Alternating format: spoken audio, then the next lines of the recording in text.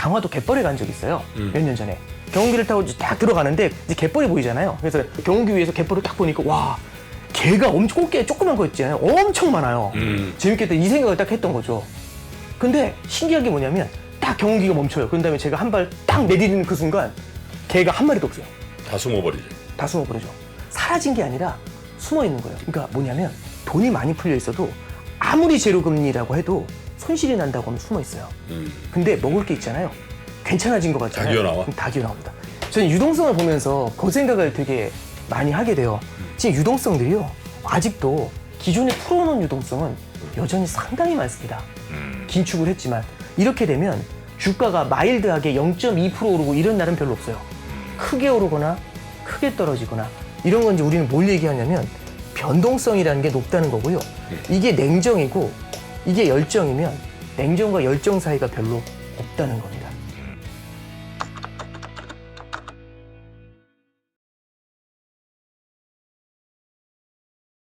자, 오늘은 약간 좀 순서를 바꿨어요. 네, 순서를 좀 바꿨죠. 네. 그래서 우리 오건영 부부장님을 먼저 하고 모시고 그 다음에 이제 박병창 부장 모시죠. 개장 상황까지 박병창 부장님이 네. 오늘은 좀 맡아주십니다. 네. 자, 그러면 신한은행의 오건영 부부장님 모시겠습니다. 어서 오십시오. 어서 오세요. 안녕하세요. 네, 반갑습니다. 네. 자, 우리 오건영 부부장님과 함께 역시 파월 파월 발언, 아, 예. 해부. 거의 뭐 지금 잭슨 홀이 싱크홀이 돼버린 이 상황 아, 예. 어떻게 우린 좀 봐야 될지 이렇게 한번 들어보도록 하겠습니다. 근데 이제 뭐 저기 앞에 이제 보니까 요즘 이제 사실은 그 제일 많이 물어보시는 게 그 지금 그 이 파월 얘기 이제 잭슨홀 얘기도 해주셨지만 잭슨홀보다도 방금 전에 이제 제 생각에 뉴스에서 해주셨던 오마우스메? 예 환율이 환율. 훨씬 큰 것 같아요. 왜? 환율. 네, 환율이 진짜 난리도 아닙니다. 그래서 네. 진짜 은행원들은 이거- 특히 더 그런 게 체감하죠. 그렇죠. 예, 그리고 이제 이거 어떻게 되냐 이제 이거 질문들이 되게 네. 많으신데요. 일단은 저기 그 이런 거 있잖아요. 8월 25일 날 하는 금통위가 있었어요. 이제 한번 들어보시면 미국이 금리 올리잖아요. 근데 미국이 금리 올리는데 우리나라도 금리를 올리지 않습니까? 그렇죠. 그러면 중화가 돼야 되잖아요. 그러니까 뭐냐면 미국이 금리 올리면 달러를 보유했었을 때 이자를 많이 주니까 그러면 이제 달러가 이제 강세로 가는 건 맞는데 우리나라도 그만큼 금리를 올려주면 되지 않냐. 근데 왜 이렇게 환율이 미쳤냐. 이제 이런 질문들 진짜 많으세요. 그래서 제 생각엔 이게 또 잭슨홀하고 다 연관이 있으니까. 연관 다 있죠. 예, 그래서 요거 한번 먼저 풀어주세요. 예, 한번 쭉 해서 한번 말씀 좀 드리고 네. 그런 다음에 좀 이어가도록 하겠습니다. 자, 칠판. 이게 저도 이제 환율을 보면 이게 환율을 이제 여러 가지 요인들이 영향을 주는데 금리 차가 양국 간의 금리 차가 영향을 줄 때가 있어요. 근데 특히 지금 같은 때가 그 금리 차가 영향을 되게 많이 줍니다. 네. 근데 이제 우리는 이제 이런 걸 좀 볼 필요가 있어요. 한은 같은 경우는 이제 금통이라는 걸 하고요. 그다음에 이제 미국은 이제 FOMC라는 걸 하게 되거든요. 네. 그래서 이제 두 개를 하게 되는데 FOMC가 이제 언제 있냐면 9월 22일 날 새벽에 우리나라가 아마 볼 수 있을 거예요. 그러니까 9월 20일부터 21일까지 하니까 네. 9월 달에 한 번 있고요. 그 다음에 이제 언제 있냐면 제 기억에 11월 3일 날 아침에 볼 수가 있을 겁니다. 날짜는 하루 이틀 틀릴 수 있어요. 그리고 그 다음이 12월 15일 날 있어가지고 올해 3번 남아 있습니다. FOMC가. 그럼 이제 금통위는요. 아, 혹시 소리가 잘 안 나나요? 아, 괜찮습니다. 아, 괜찮아요. 네, 예. 네. 아, 금통위는요. 금통위 이제 언제 남아 있냐면 제가 맞다면 이제 10월 14일, 그러니까 저기 날짜는 저기 앞뒤로 조금 있어요. 예, 틀릴 수 있습니다.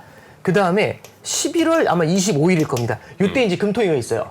금통위는 이제 올해 2번 남아 있고 내년 1월로 이제 2월이 됩니다. 그러네요. FOMC 3번, 금통위 2번. 그렇죠.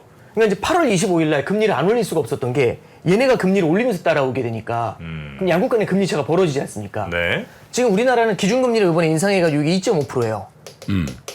FOMC는 지금 기준금리가 2.25에서 2.5입니다. 근데 이제 상단이 2.5 죠. 예, 그렇죠. 이제 길게 얘기하는 것보다도 그냥 상단만 2.5% 얘기를 좀 할게요. 그럼 지금 한국하고 미국하고 금리가 같거든요. 네. 지금 현재 이 상황입니다. 근데 이제 중요한 거는 월스트리트 같은 데 보면은 우리나라 금통위 컨센서스라는 건 그렇게 많이 나오진 않는데 네. FOMC 컨센서스는 항상 돌아다니죠. 그렇죠. 이거 이제 예전에도 한번 소개를 해드린 적이 있는데 한번 보시면 이게 얼마 전까지만 해도 9월 22일 날 9월 달 FOMC에서 0.5 빅스텝을 갈 것 같다는 전망이 컸어요. 네. 이게 이제 3.0이 되겠죠. 그 다음에 11월 3일 날 3.25를 간다는 얘기가 있었고요. 0.25를 더 올려서 12월 25일 날 3.5를 보는 이런 전망들이 좀 강했습니다. 그래서 12월 25일 날 3.5로 올해를 마무리. 이게 이제 포인트가 됩니다. 50, 25, 25 이렇게 올린다는 그렇죠. 거죠? 예, 그러니까 100bp를 더 올리는 거죠, 지금. 네. 여기서 이제 1%를 더 가든다는 얘기잖아요. 그죠?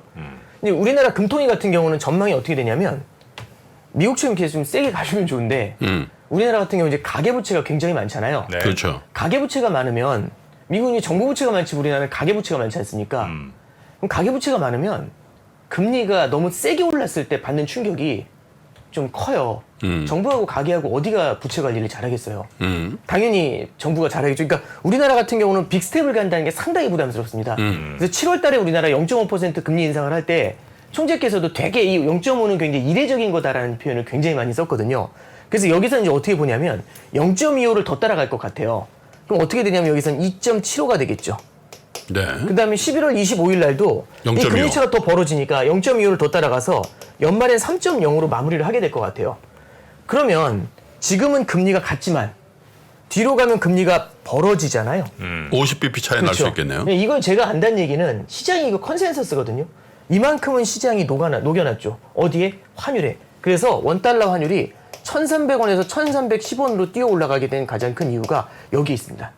그 한국하고 미국하고의 금리 차가 벌어질 거라는 것. 네. 연말까지 봤었을 땐 이 정도까지는 벌어질 거다. 이제 이렇게 보고 있는 거죠. 그럼 이제 여기까지는 딱 좋은데 문제가 하나 있어요. 요번에 이제 잭슨 홀이 지난주에 있었지 않습니까? 네. 근데 지지난주 금요일부터 이제 어떤 얘기가 돌았냐면 이거 심상치 않은데 이 얘기가 돌아요. 잭슨 홀에서 좀 되게 매파적으로 갈 것 같은데 금리 인상 안 멈출 것 같은데 이 얘기가 나오는데 여기서 이제 포인트가 어떤 게 나오기 시작하냐면 첫 번째는 어디를 건드리냐면 여기를 먼저 건드려요. 이게 아니라 여기서도 자이언트가 나올 수 있어. 이 얘기가 나와요. 얘가 3.25면 여기 다 밀려 올라가겠죠. 연말에 3.75로 끝나겠죠. 네. 그래서 요게 1안입니다. 2안은 뭐냐면 내년에 두세 번 더 할 수 있어. 금리 인상을. 예, 그렇죠. 그러면 4.25까지도 갈 수 있어라는 얘기가 어우. 나오고 있는 거죠. 네. 그러면 실제 그러니까 어떤 걸 말씀드리고 싶냐면 환율에는 이미 이거는 읽어놨어요. 그죠? 이미 이걸 읽어놓은 환율이 요거거든요.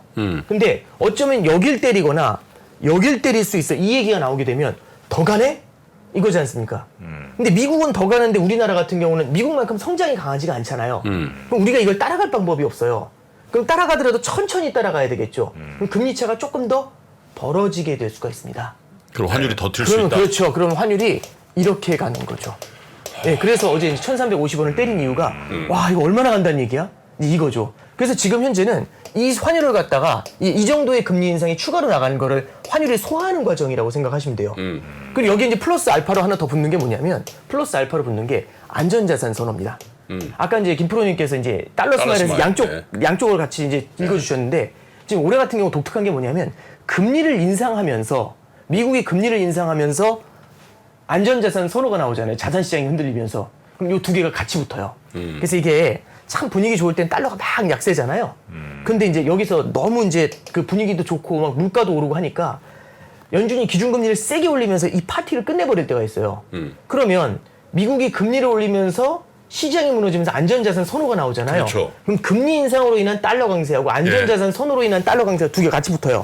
그럼 달러가 탁 튀어버립니다. 이렇게. 그러면 표정이 요렇게 웃는 거잖아요. 씨.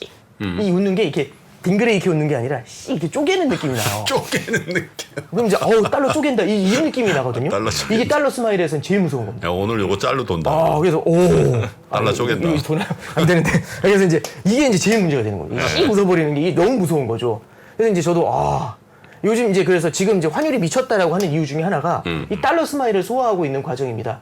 그럼 자산 시장이 더 송두리째 흔들려 버리잖아요. 그럼 여기서 이제 환율이 더 밀려 올라갈 수도 있겠죠. 네. 그럼 이제 의외로 이제 이렇게 풀려나갈 수도 있겠죠.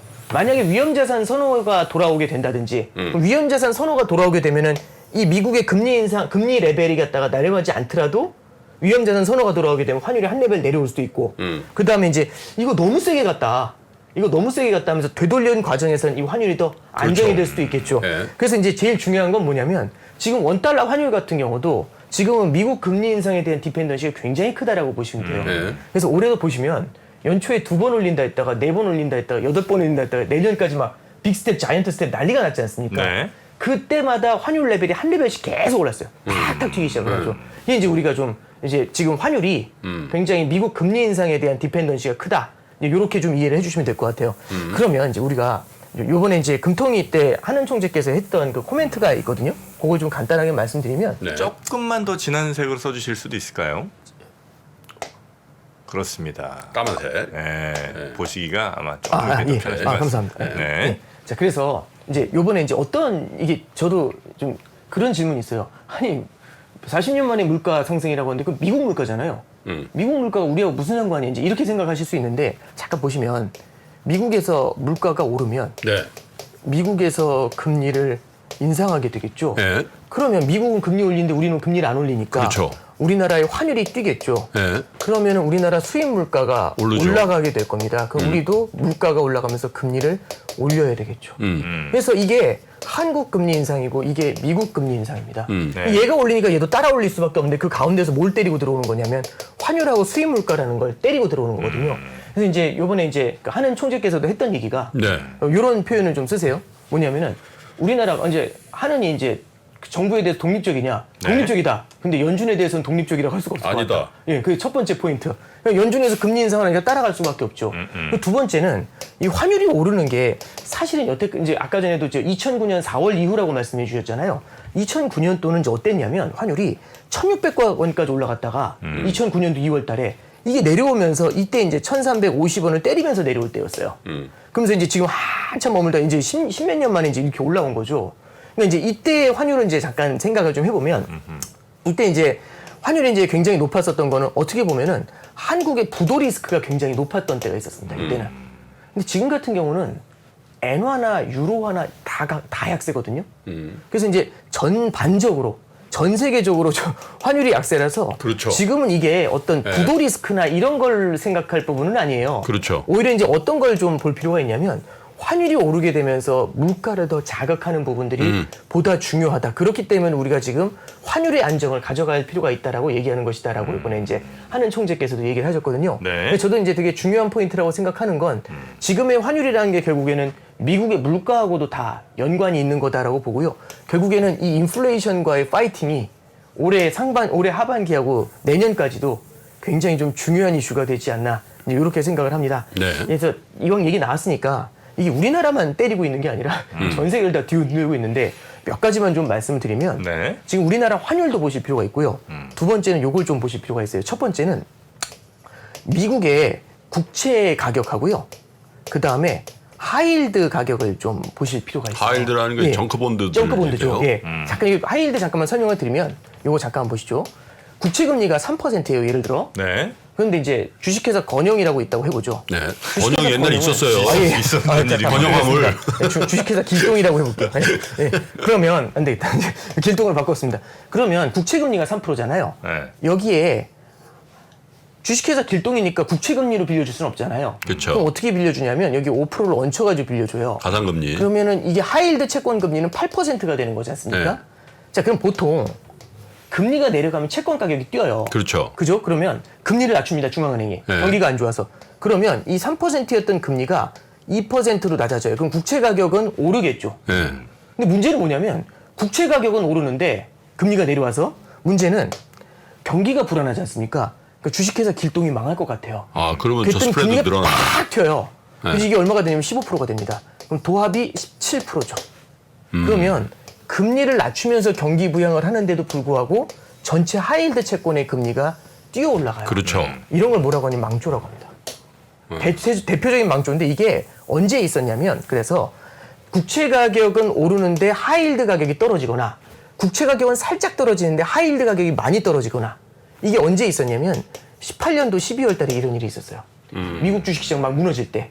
그래서 이것 때문에 그때 당시 파월 의장이 얼굴이 하얘져가지고 미안하다고 한 다음에 금리 인하로 선회해요. 그래서 19년도에 불마켓을 만듭니다. 어마어마한 상승장을 만들죠. 그럼 이제 두 번째 꼭 이런 시그널이 나타나는지 좀 보실 필요가 있고 국채 가격하고 하이힐드 가격 네. 이 둘이 괴리가 생기는지 볼 필요가 있고요. 두 번째는 뭘 보셔야 되냐면 CNH하고 CNY라는 게 있어요. 이게 뭐냐면 위안화인데 홍콩에서 거래되는 위안화 환율이고 이건 그래서 중국이라는 역내가 아니라 역외 지역에서 중국 그 권역 밖에서 거래되는 거니까 역외 위안화라고 해요. 네. 근데 얘는 CNY라고 해가지고 역내 위안화 환율입니다.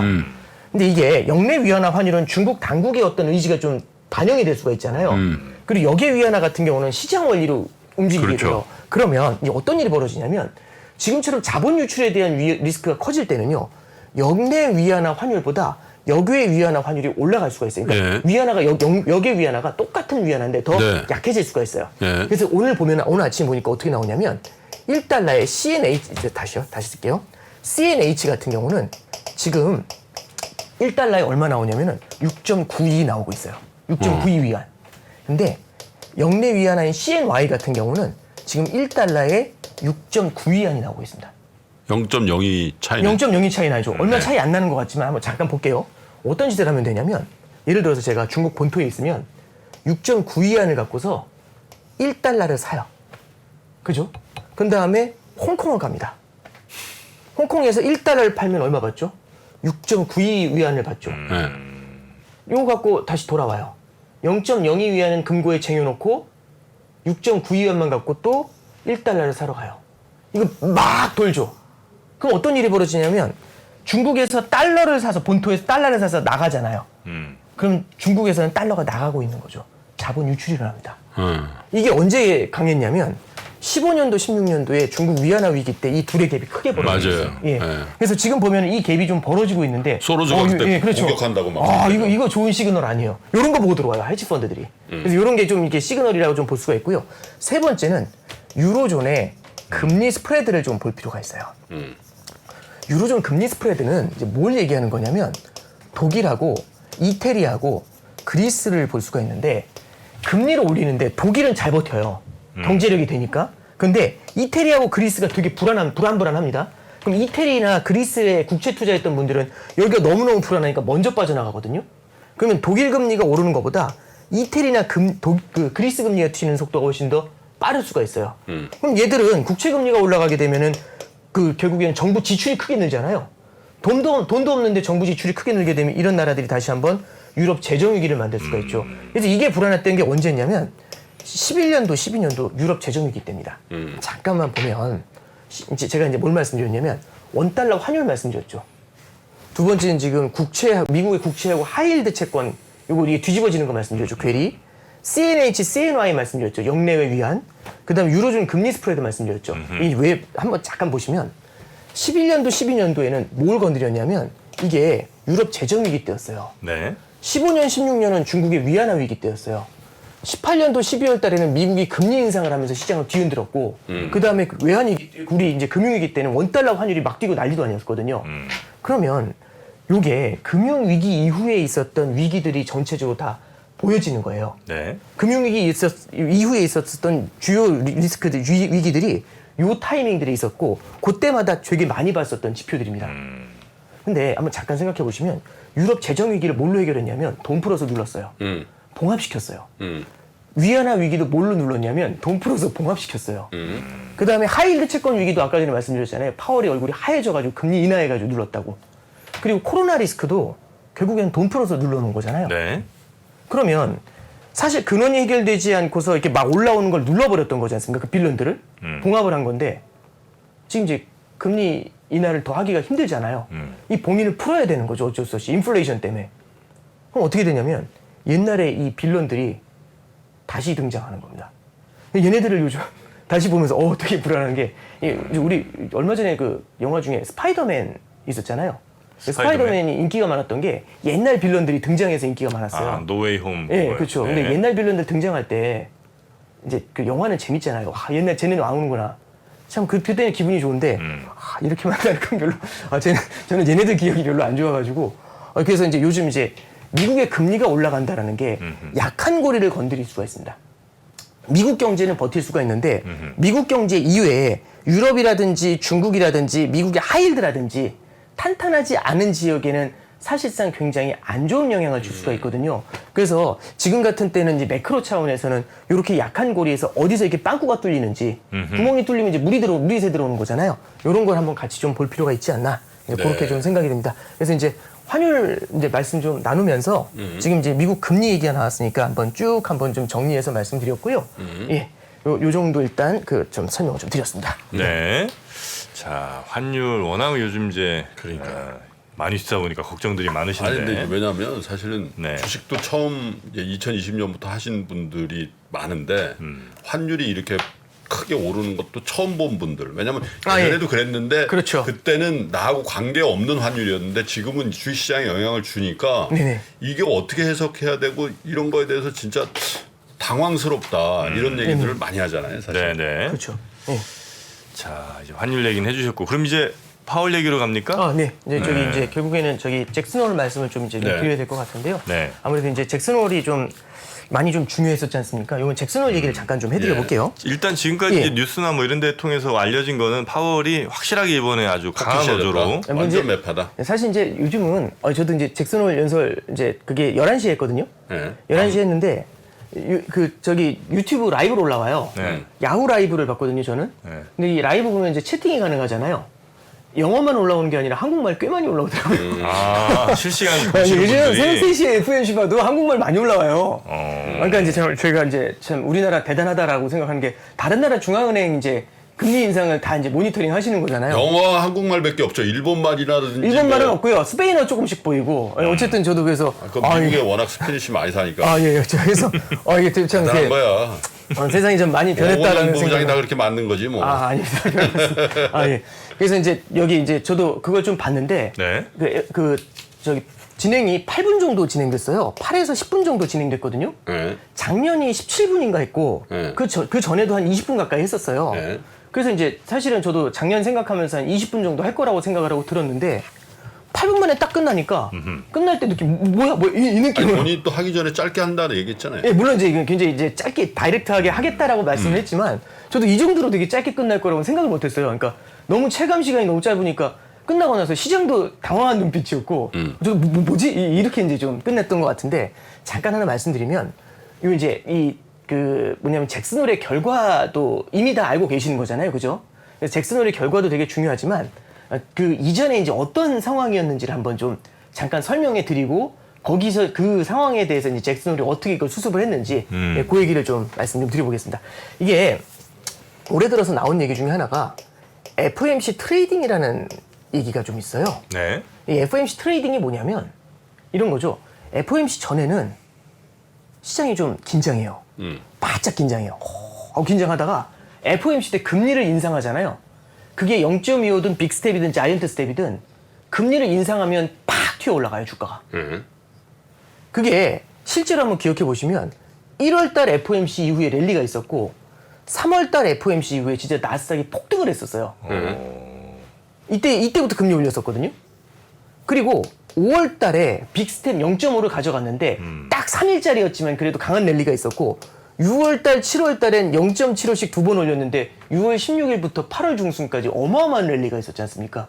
나스닥을 저점에서부터 25%를 끌어올렸어요. 이렇게 이제 굉장히 강한 랠리가 있었습니다. 그러면 이 FOMC 트레이딩이라는 게 왜 나타났을까? 결국에 핵심은 뭐냐면 이런 거죠. 첫 번째는 불확실성 해소입니다. FOMC도 어떤 결과가 나올지 몰라. 불안해. 근데 불확실성이 해소된 거죠. 결과가 나왔으니까. 근데 개인적으로 동의하기 어려운 게 0.5 올릴까 0.75 올릴까 이것 때문에 두려워했잖아요. 근데 0.75 올려서 불확실성 해소면 두려워할 이유가 없는 거 아닌가요? 별로 불확실성이 아니지 않나요? 네. anyway, 그래서 이제 불확실성 해소라는 얘기가 있고 요게 조금 머쓱하면 뭐라고 얘기를 하냐면 모든 악재는 다 나왔다. 악재는 다 나왔다. 모두 다 나왔다. 이제 이런 얘기들이 이제 많이 나오게 돼요. 이런 두 가지로 이제 보통 이제 FOMC 트레이딩이 일어난 겁니다. 근데 올해도 그렇고 사실 이 FOMC 트레이딩이 작년에도 계속 있어 왔거든요. 그러면 이걸 학습이 되겠죠. 제가 만약 트레이더라고 하면은 FOMC 끝나자마자 금리 올리면 그때 사. 이제 이런 생각이 들 수 있잖아요. 그렇죠. 근데 이게 하도 트레이닝이 많이 되잖아요. 그럼 남보다 먼저 사야 되잖아요. 네. 그럼 어떻게 하냐면 미리 사. 결과 나오기도 전에 살 때가 있어요. 그래서 사실 이번에는요. 잭슨 홀을 앞두고 이제 지난주 금요일 날이 잭슨 홀이었는데 지지난주 금요일 날부터 이제 시장이 조금 좀 긴장했거든요. 근데 화요일, 수요일 되니까 시장이 막 다시 뜨거워지기 시작을 합니다. 왜?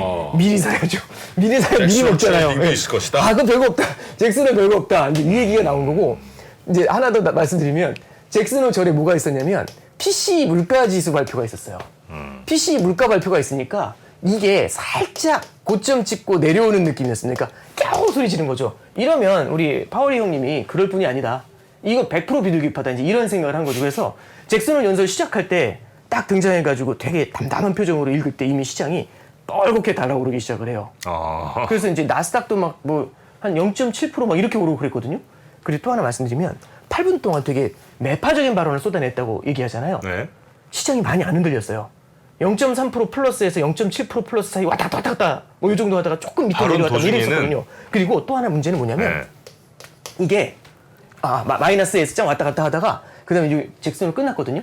연설 끝나니까 마이너스 다 메우면 다음에 오히려 위로 올려요. 이게 뭐냐면 이 FOMC 트레이딩에서 봤었던 이 대표적인 케이스입니다. 그래서 야 이거 이제 이런 느낌이 좀 굉장히 컸던 거죠. 그래서 이 8분 동안에는 시장이 별로 판단을 못했던 것 같아요.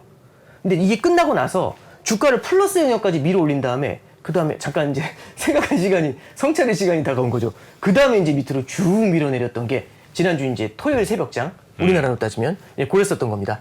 자 그래서 이제 시장에서는 PC 물가 지수가 이제 피크아웃을 하면서 이 잭슨홀 연설에 대한 기대감을 굉장히 좀 많이 키웠었던 그런 케이스라고 볼 수가 있죠. 근데 이제 여기서 이제 잠깐 좀 말씀드리면 시장이 이제 이런 생각들을 좀 많이 하는 것 같아요. 지금 제가 뭐라고 말씀드렸냐면 FOMC 트레이딩을 통해서 시장의 학습 효과가 되게 커졌다라는 말씀드렸지 않습니까? 네. 너무 잘 먹다 보면은 그 앞에 가서 먹으려고 해요. 그죠? 그러면 요게 FOMC 트레이딩만 있느냐? 그게 아니라 요게 좀 더 커져나갈 수가 있어요. 지난 15년간 학습한 게 있습니다. 뭐가 있냐면 시장이 무너지잖아요. 무너질만 하면 돈 풀기가 시작된다라는 건 이제 시장이 알고 있죠. 예를 들어 볼게요. 이제 김프로님이 정프로님께서 어마어마한 발명품을 하나 만드셨어요. 네. 안 보이는 쿠션. 눈에 안 보여요. 근데 저한테 뭐라고 말씀하시냐면 뒤로 한번 뛰어보라고. 아니 김프로였다 정프로 바꿔. 죄송합니다. 김프로 나는 뭐 그런 두 분이 같이 가능성이 공조라고 하시죠. 그래서 오케이. 한번 뒤로 뛰어보라고. 그럼 제가 놀랄 거 아니에요. 안 뒤로 한번 훅 보이는데. 뛰어보라고. 놀라잖아요. 허리 끊어질 것 같으니까. 근데 믿고 한번 뛰어보라고. 그래서 뛰었더니 푹신해요. 처음엔 못 뛰다가 푹신해요. 그럼 어떻게 할까요? 그 다음에 계속 생각날 하는 때마다 거지. 뛰겠죠. 계속 하는 거지. 그렇죠. 그래서 이게 뭐냐면 한번 이렇게 보시면 돼요. 아까 전에 적었던 것처럼 11년도에 유럽 재정위기 터진 다음에 네. 이거 메워줬죠. 돈으로. 그죠? 2차 양적 완화에서 메워줘요. 그 다음에 이제 뭐가 있냐면 15년도에 중국 위기 있었잖아요. 이때도 금리 인상 늦추면서 메워줘요. 그 다음에 18년도에도 금리 인하하면서 메워주고 코로나 때에도 양적 완화 무제한으로 하면서 메워줘요. 그러면 이 과정에서 뭘 배운 거냐면 오케이 바닥에서 사는 거야. 이 생각을 하게 돼요. 쫄지 마. 그래서 이제 우리 이제 존버의 자세에 대해서 확실히 이제 배우게 되는 겁니다. 그러면 뭘 만들게 되냐면 심리적으로 이런 심리를 만들게 돼요. 심리학이 뒤집어지는데 학습을 통해서 심리는 뒤집어집니다. 네. 뭐냐면 이게 지난번에도 한번 간단하게 말씀드렸지만 10% 이익이 나잖아요. 투자에서. 그러면 이 기쁨이 있어요. 10% 손실이 나잖아요. 그럼 이 슬픔이 있어요. 짜증이 있겠죠. 그죠? 이 두 개의 크기를 비교해 보면 이게 어마어마하게 커요. 원래 그렇다면. 그렇죠. 이게 그래서 이제 우리는 손실을 혐오한다고 해서 로스 어버션, 리스크 어버션 이렇게 얘기를 하거든요. 혐오한다는 그런 표현을 써요. 보통 이게 더 크거든요. 그래서 우리는 시장이 흔들릴 때마다 굉장히 두려워하곤 합니다. 근데 이제 문제는 뭐냐면 이렇게 지난 15년 동안 학습을 한 거죠. 무너질 때마다 사면 어마어마한 수익을 내. 근데 그 수익이 에브리바디 내는 거죠. 워렌 버핏이 돈 벌었어. 그 사람은 잘하는 사람이니까 저하고는 상관없잖아요. 근데 권영이가 돈 벌었어. 이러면 쟤는 옛날에 나보다 공부도 못하고 아무것도 안 이런 느낌이 날 수 있지 않습니까? 그러면 이게 이제 이 15년간의 학습을 통해서 뭐냐면 밑으로 떨어지면 사잖아요. 그러면 혹시 여기서 나만 못 먹을 것 같다는 그 두려움, fear of missing out이라고 해요. missing이 잊혀지다거든요. 이 두려움이 크게 작용할 수 있습니다. 그래서 지금은요, 이 둘이 만만한 것 같아요. 그래서 손실에 대한 두려움도 크지만 이 기회를 누릴 수 없다라는 두려움도 굉장히 못 큰 것 같아요. 먹는 거에 대한 두려움. 그러니까 밑으로 내려오면 와 이거 먹어야 되는데 이 느낌이 굉장히 이거 주식 투자를 해야 되는데 이게 특히 미국 주식시장 흐름을 보면은 굉장히 강하다라는 생각을 합니다. 근데 이게 어떻게 되냐면 여전히 유동성은 많아요. 이번에 보셔서 아시겠지만 나스닥이 1,500인가요? 거기까지 떨어진 다음에 밀어 올릴 때 보면 유동성이 아직도 엄청 많아요. 근데 아니 긴축을 했는데 긴축 많이 안 했잖아요 아직 사실. 기준금리 인상 그렇게 많지는 않지. 양적 긴축 시작도 안 했잖아요. 네. 지금 조금밖에 안 했잖아요. 그럼 잠깐 우리가 볼 게 뭐냐면 제가 이 강화도 갯벌에 간 적이 있어요. 몇 년 전에. 강화도 갯벌에 이제 그 갯벌 체험하러 갔거든요. 이 쓸데없는 얘기 같지만 한번 들어보시면 이 강화도 갯벌을 갈 때 경운기를 타고 들어가요.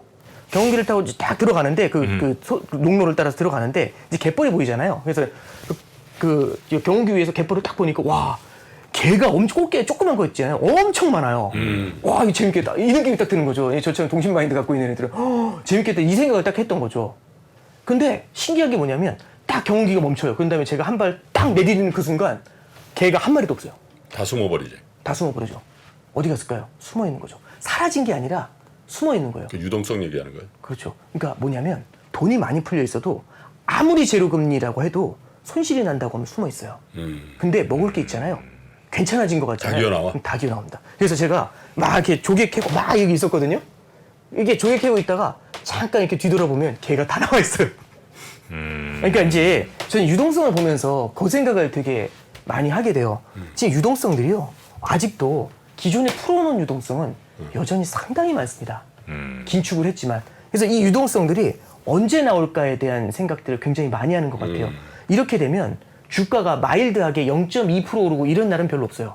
크게 오르거나 크게 떨어지거나 이런 건 이제 우리는 뭘 얘기하냐면 변동성이라는 게 높다는 거고요.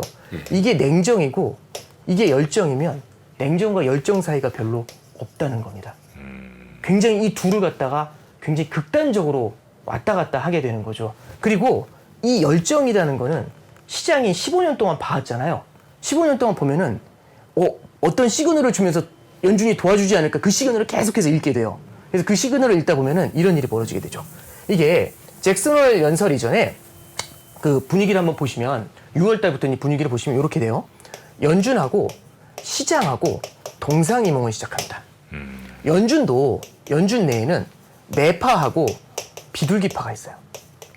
그죠? 매파에는 우리 잘 아는 블라드라는 사람이 있죠. 네. 그죠? 비둘기파는 이제 다른 분들. 그렇죠? 이렇게 이제 있는데 매파의 주장을 한번 들려드릴게요. 매파는 뭐라고 하냐면 지금 인플레이션의 예봉을 꺾어야 된다. 그래서 올해 최소 4.0까지는 올해 강하게 인상해야 된다. 이렇게 얘기를 해요. 그래서 인플레이션의 예봉을 꺾으면 내년에는 인하도 가능하다. 이 얘기를 해요. 이게 블라드의 코멘트입니다. 이게 매파예요. 비둘기파에서는 뭐라고 하냐면 이렇게 얘기합니다. 금리 인상을 하는 건 오케이. 근데 어떤 경제도 확 올리고 확 내리고 하는 거 안 좋다. 지금 내년에 인하하기 위해서 금리 인상하는 거냐. 이 말이 이상하죠. 인하하려고 인상한다. 말이 이상하잖아요. 그래서 그렇게 할 필요 없다. 마일드하게 인상해서 올해 연말에 3.5%까지 가고 내년에 플러스 알파를 갑시다 라고 얘기를 합니다. 네. 이게 비둘기파예요. 그래서 내년에 플러스 알파고 올해는 3.5까지 조금 올리고 요게 이제 포인트가 돼요. 그래서 매파와 비둘기파가 이렇게 나눠서 싸워요. 자, 그러면 마켓은 어떤 생각을 할까요? 물가도 고점 찍었다 이런 얘기 나왔잖아요. 그래서 마켓이 이런 생각을 합니다. 취사 선택하면 되죠. 최적의 조합을 한번 선택해 볼까요? 어떻게 선택하면 되냐면 이렇게 선택하면 됩니다. 그러면 올해는 금리를 마일드하게 인상하는 거죠. 그죠? 그리고 내년엔 내려주면 되죠. 이렇게 취사 선택하면 베스트죠. 네, 시장이 이걸 읽어요. 그래서 연준 금리 인상 확률을 보면은 2주 전만 해도 내년 2월부터 금리 인하한다고 그랬어요. 반등 국면에서 저런 센티가 강했다는 그렇죠. 거잖아요. 이 센티가 어마어마하게 강했던 거죠. 그러니까 이 둘을 하나씩 갖다가 솎아낸 겁니다. 그래서 연준도 당황했죠. 왜냐하면 이제 에스더 조지라는 분이 있어요. 캔자스에는 총재인데 그 사람이 뭐라고 하는지 제가 기사 하나만 인용해서 좀 말씀드릴게요. 잠시만 좀 보시면 이거 보시죠.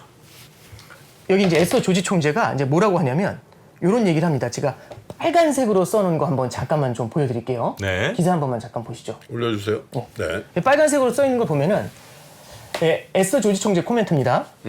다만 그는 에스더 조지 총재는 최근 주가 급등을 포함한 미국 금융 상황의 완화가 인플레이션이 정점에 이르렀고 금리 인상 속도가 느려질 가능성이 있다는 지나치게 낙관적인 인식에 근거했을 수 있다고 평가했다라고 이게 나와요. 이게 뭐냐면 자 여기서 우리 포인트를 두는 게 뭐냐면 많은 분들이 그러면 연준에서는 지금 금융시장이 주식시장이 되게 낙관적이다라고 보는 게 1번이고요. 그것보다 더 중요한 건 이 표현이 있죠. 미국 금융 상황의 완화. 통화 정책장, 그러니까 뭐냐면 유동성이 완화가 돼 있다는 얘기예요. 네. 역설적인 게 뭐냐면 6월, 7월 기준금리를 인상했는데 0.75씩 유동성이 완화된다는 것 자체가 넌센스죠. 그러니까 연준에서 바라보는 겁니다. 이게 뭐지? 아, 이걸 바라보는 올라왔네. 거. 그렇죠. 이게 하나만 말씀드리면 내가 에스더 조지까지 알아야 돼 이러실 수 있는데 이 캔자스 시티 연은 총재가 이번에 잭슨홀을 주관해요. 잭슨홀 미팅을 그렇죠. 주관하는 예, 사람. 그러면 결국에는 이 연준 자체에서도 인식하고 있다는 얘기죠. 뭐냐면 지금 유동성이 너무 많은데 조금만 흐트러져도 어마어마한 돈이 흘러나온다는 얘기죠. 유동성이. 그죠? 자, 그러면서 이제 블라드는 이제 뭐라고 하냐면 이렇게 얘기합니다. 저기 밑에 이 블라드 총재 코멘트인데 밑에 보시면 블라드 총재는 올해 연준이 금리를 앞당겨 인상함으로써 내년에 옵션을 가질 수 있다며 금리 인하에 대해서 생각하는 것은 시기상조다. 원래는 금리 인하를 내년에 해야 된다고 얘기했거든요. 근데 뭐라고 말을 바꿨냐면 금리 인하는 시기상조다라고 말을 바꿨어요. 잠깐만 돌아올게요. 네, 칠판으로 잠깐 다 하시면 네. 예, 뭐라고 하냐면 자 보세요. 지금 시장이 이걸 취사 선택한 거잖아요. 이거 취사 선택한 거잖아요. 그래서 파티를 하고 있죠. 그러니까 일단 첫 번째는 에스더 조지가 뭐라고 하냐면 이거 지금 문제가 있다. 왜? 시장이 지금 환호하고 있다. 오히려 돈이 풀려 나온다. 이게 말이 되냐? 이 얘기를 하고 있는 거고요. 두 번째는 블라드가 이 말을 취소해요. 아마 제 생각엔 파월한테 혼났을 거예요. 전화 받았을 거예요. 장난 아니야. 네가 이 얘기 해가지고 이 모양 됐다고. 그래서 요거 아마 취소될 겁니다. 그래서 올해 9월 달에 FOMC 끝나면 점도표라는 게 있거든요. 거기서 블라드가 내년에 금리 인하한다고 찍어놓은 거 있어요. 그거 끌어올려 놓을 겁니다. 많이 혼났을 것 같아요. 이번에 블라드가. 자, 그러면 이제 실제로 시장에서는 사전에 상당히 많은 파티를 준비하고 있었죠. 그럼 시장이 근데 얘기하는 게 나름 논리적이에요. 뭐라고 얘기한 거냐면 한번 들어보세요. 첫 번째 시장에서 얘기하고 있는 포인트는 이런 겁니다. 너네들이 연준이 사실 나은 거예요. 연준이 초래한 건데 중립금리 다 왔다고 했잖아. 이 얘기했어요. 중립금리는 뭐냐면 연준이 중장기적으로 도달하려고 하는 목표치예요. 중립금리인 2.5%에 왔잖아. 이게 일단 첫 번째입니다. 그럼 이제 금리 인상 더 안 해도 되지. 1번이고요. 두 번째는 뭐가 있냐면 CPI부터 시작해서 물가가 고점 찍고 내려오고 있잖아. 라는 얘기가 일단 두 번째 나옵니다. 그 다음에 이제 세 번째 하는 얘기는 뭐냐면 아니 결국에는 원자재 같은 공급의 문제인데 연준이 금리 끌어올려서 해결할 수 있는 건 없잖아. 네 번째는요. 이 파월 의장이 되게 착한 사람이에요. 작년에 양적 완화를 막 하면서 뭐라고 했냐면 이 연준 주변에 이제 텐트 치고 좀 노숙자들이 있었어요. 그 사람들을 보면서 허트 브레이킹이라는 말을 써요. 가슴이 미어진다고. 그래서 이분들을 위해서 양적 완화를 계속할 수밖에 없다고. 저금리를 유지할 수밖에 없다고. 그래서 이분이 착한 사람인데 금리를 인상하잖아요. 그러면 어쩔 수 없이 그 사람들한테 고통을 줄 수밖에 없잖아. 마지막 네 번째는 뭐냐면 성장이 둔화가 되잖아. 이 다섯 가지를 갖고서 시장에서는 기대를 하는 겁니다. 이런데 금리 올릴 수 있을까? 계속 이 얘기를 하는 거죠. 근데 이제 여기서 이제 이 맥락을 갖고서 이 다섯 가지를 놓고서 한번 파월 의장이 했었던 얘기들을 하나하나 좀 이렇게 말씀을 좀 간단히 드려볼게요. 네. 자, 시간이 없으니까 되게 좀 빠르게 가겠습니다. 제가 이게 아침에 영어를 읽어드리려다 제가 일단 발음이 안 좋고 두 번째는 이제 시간 관계상 번역까지 하면 시간이 안 될 것 같아서 발번역을 해놨어요. 그래서 이제 잠깐 이제 밑에 볼게요. 첫 번째는 중립금리 얘기 나왔었잖아요. 중립금리까지 이미 올렸잖아라는 얘기에 대해서 이제 뭐라고 얘기하냐면 파월 의장이 이렇게 얘기합니다. 위에 있는 건 원문이고요. 밑에 이제 제가 발번역한 겁니다. 보시면 파월이 이렇게 얘기해요. 우리 2.25에서 2.5까지 금리 인상했습니다. 이 2.25에서 2.5라는 레벨은 연준이 중장기적으로 가져가고자 하는 기준금리 레벨입니다. 그죠? 이거는 중장기인데요. 뭐라고 하냐면 다만 인플레이션이 2%를 넘고 있고 노동시장이 극도로 뜨거운 현재 같은 상황에서 중장기 중립금리 레벨의 이 금리는 우리가 멈출 레벨이 아닙니다. 이 무슨 얘기냐면 시장에서는 어떻게 생각하냐면 밑으로 기고 있다가 2.5까지 올라가면 여기는 됐잖아. 이렇게 생각하는 거고요. 파월 의장 하는 얘기는 뭐냐면 얘는 결국 이 레벨은 이렇게 가든 간에 결국엔 여기로 수렴하면 된다는 얘기죠. 그렇죠. 그러면 오히려 지금은 이렇게 노동시장이 극도로 뜨겁고 물가가 이렇게 높을 때는 이 위로 갈 필요가 있지 여기서 쉬고 있을 때가 장기적으로 가려고 여기서 쉬고 있을 때가 아니라는 얘기를 합니다. 그래서 중립금리 얘기를 완전히 무마시켜버리죠. 두 번째 볼게요. 네. 7월에 CPI가 꺾여 내려갔다고 했잖아요. 뭐라고 하냐면 7월에 인플레이션이 낮아진 거는 발길만한 일이지만 한 달 좋아졌다고 해서 저희가 만족할 수는 없습니다. 라고 얘기해요. 그 다음에 이제 세 번째 뭐라고 얘기하냐면 공급망의 문제를 연준이 어떻게 해결하니? 이렇게 말을 하잖아요. 네. 그래서 여기에 대해서 뭐라고 하냐면 연준이 이제 미국의 노프리 인플레이션은 맞다. 수요 때문인 것도 있고 공급의 산물이다. 제한된 공급의 산물이라고 본다. 그리고 연준은 뭘 할 수 있냐면 총수요에 주로 영향을 주고 있다고 본다. 그러니까 뭐냐면 수요를 제한할 수 있지 공급에는 분명히 제한적이다. 우리의 역할은. 근데 뭐라고 하냐면 그렇지만 이런 어떤 것들도 물가 안정을 달성해야 하는 연준의 책임 부담을 줄여주지는 않습니다. 이렇게 얘기를 해요. 공급의 문제든 수요의 문제든 우리가 해결할 겁니다. 그러면 공급이 너무 적어가지고 물가가 올라갔다. 그러면 수요를 그만큼 더 꺾어내릴 수도 있다라는 표현을 여기서 사실상 해준 거라고 보면 되겠죠. 그래서 하나하나 반박하고 있는데요. 네. 네 번째요. 뭐라고 했냐면 파월은 굉장히 착한 분이라고 했잖아요. 허트 브레이킹. 서민들이 고통받는데 괜찮겠어?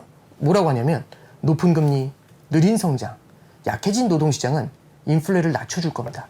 다만 가계와 기업에게도 일정 수준의 고통도 안겨주겠죠. 이거는 인플레를 낮추기 위한 비용이라고 합니다.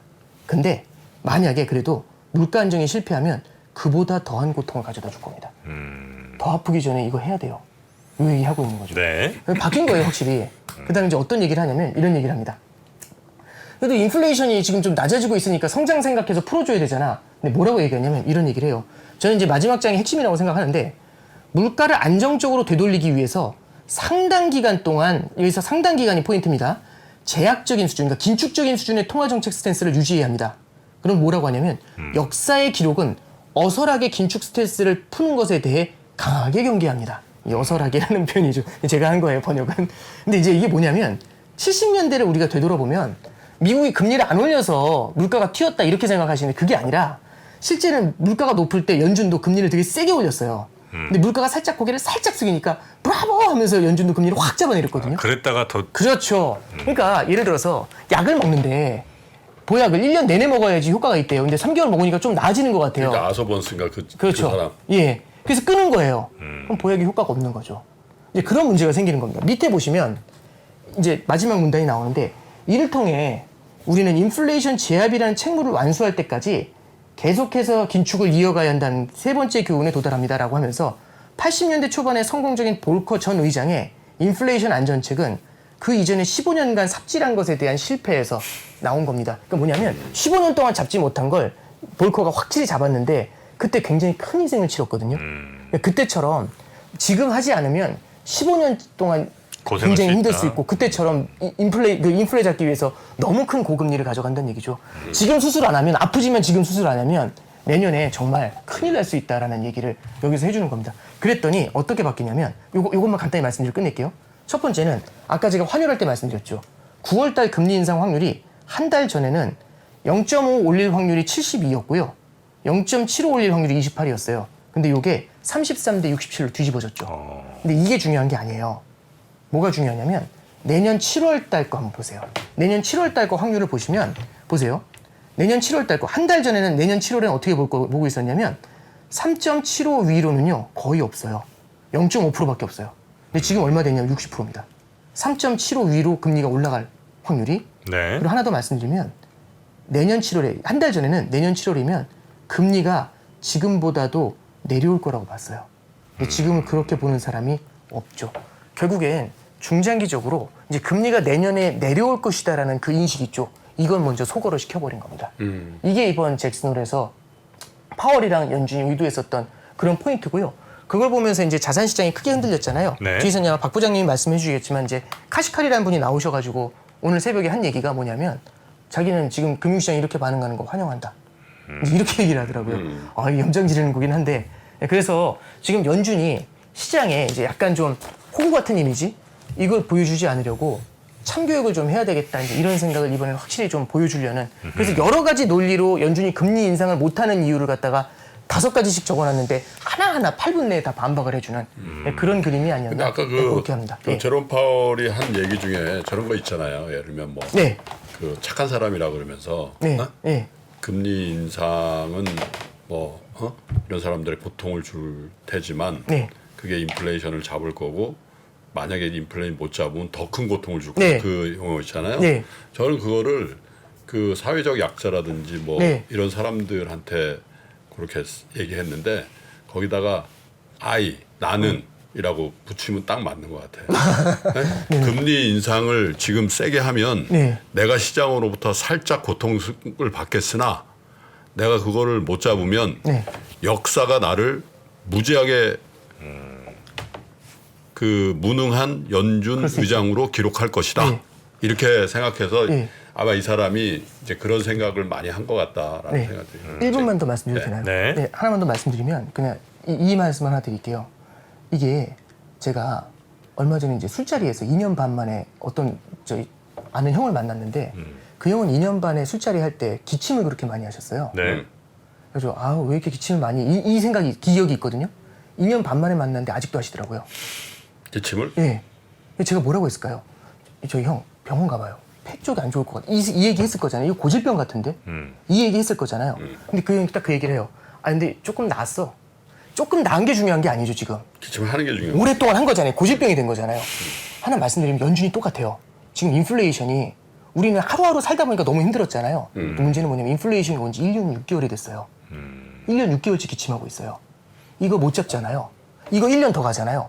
고질병 됩니다. 이게 마침 또 연준이 의사롭게 또 나와 있거든요. 네. 그래서 연준이 어쨌든 이 대목에서는 지금 조금은 좀 세게 가야 되는 그런 상황이 아닌가 그렇게 생각합니다. 네. 알겠습니다. 이런 거 계속 보려면 어떻게 해야 돼요? 한 달에 한 번 보려니까 그냥 네. 좀 저런데. 어? 우리 오건영 부부장. 네. 오건영 부부장이 오건영 부부장이 뭐 하고 있잖아요. 그 경제를 보는 눈. 네. 네. 경제를 보는 눈 있잖아요. 네. 쩐설 오건영의 쩐설이라고. 쩐설. 네. 은행에서 이제 하고 있는 유튜브도 있고요. 네. 네. 그런 데서 좀 많이 좀 필요하면 거기 가서 보세요. 네. 저도 최근에 얼마 전에 출연하셨습니다. 네. 많이 안 보더라 근데. 신한은행 그 유튜브 채널이죠? 네. 네. 알겠습니다. 은행권에서 최고지. 감사합니다. 경제를 보는 눈 얘기하신 줄 알았네요. 네. 자, 우리 오건영 부부장님 아침에 고생 많으셨고요. 아주 특별한 시간 또 아주 알찬 내용으로 강의해 주신 우리 오건영 부부장님 다음에 또 뵙겠습니다. 고맙습니다. 감사합니다. 고맙습니다. 옛날에는 우리는 개인 투자들이 사면 장이 빠지고 개인 투자들이 팔면 장으로 오르고 막 이런 얘기 했잖아요. 그런 얘기하는 사람들은 정말 진짜 물러나야 돼요. 제 경험상 캐시가 최고입니다. 10년 있으면 엄청난 기회가 와요. 평일 600석 전석 매진 2022 하반기 자산시장 대전망이 온라인으로 출시됐습니다. 우리는 펀드 매니저가 아니에요. 그리고 우리 전문가가 아니에요. 왜 자꾸 우리가 전문가가 되려고 그래요? 아파트 사고 뭐 재산 올라오고 그게 다 내 덕인 줄 알잖아. 근데 중앙은행 덕이라고. 거기서 내셔 줄 때 같이 들어가야 돼. 근데 지금 들이마시는데 그 앞에다 대면 빨리 들어가지. 주식 부동산 투자에서 꼭 알아야 할 핵심 포인트를 압축한 5시간의 강의 2022 하반기 자산시장 대전망. 자세한 사항은 3프로TV 영상 하단의 댓글을 확인해 주세요.